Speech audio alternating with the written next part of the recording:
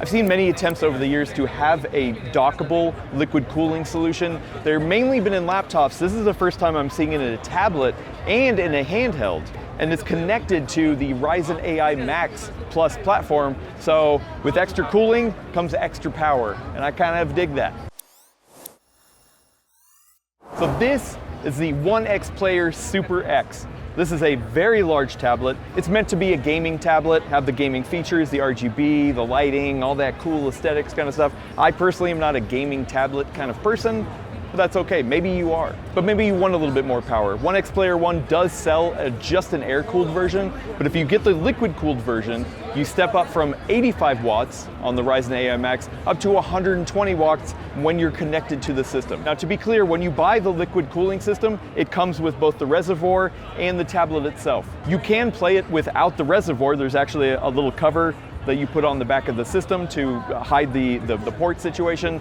But the air cooling one is only air. There's no option to upgrade it later down the road and get the liquid cooled version. The same thing applies to the Apex. This is a more traditional handheld, this 8-inch screen. It kind of reminds me of what GPD has done with their Ryzen AI Max platform. It's got the detachable battery, whatever, but they also will offer two versions. One of them is just air option, and one of them has the ability to attach to the liquid cooled reservoir. Now the liquid cooled reservoir is sleek, still screams gamery. It's got a little bit of RGB on it. It's got a cooling solution, unfortunately.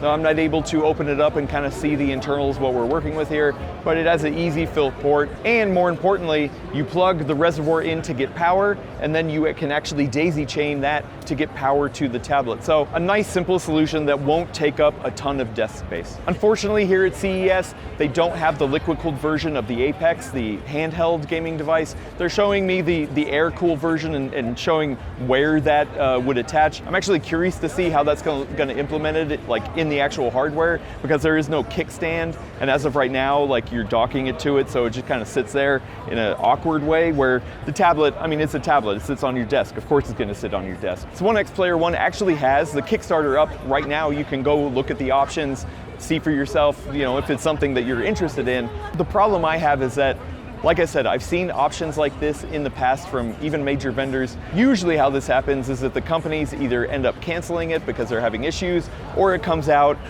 and they're running into issues with customers and it becomes a little bit more of a headache than it's worth. So theoretically, I really, really love the idea. It makes a lot of sense, and especially if you're going to have it in a static environment, just having the ability to up the wattage, get liquid cooling, have it run cooler, faster, quieter, is a thumbs up in my book. But really it comes down to the implementation. I will say this is just a prototype. This is not a final version that they're bringing to CES.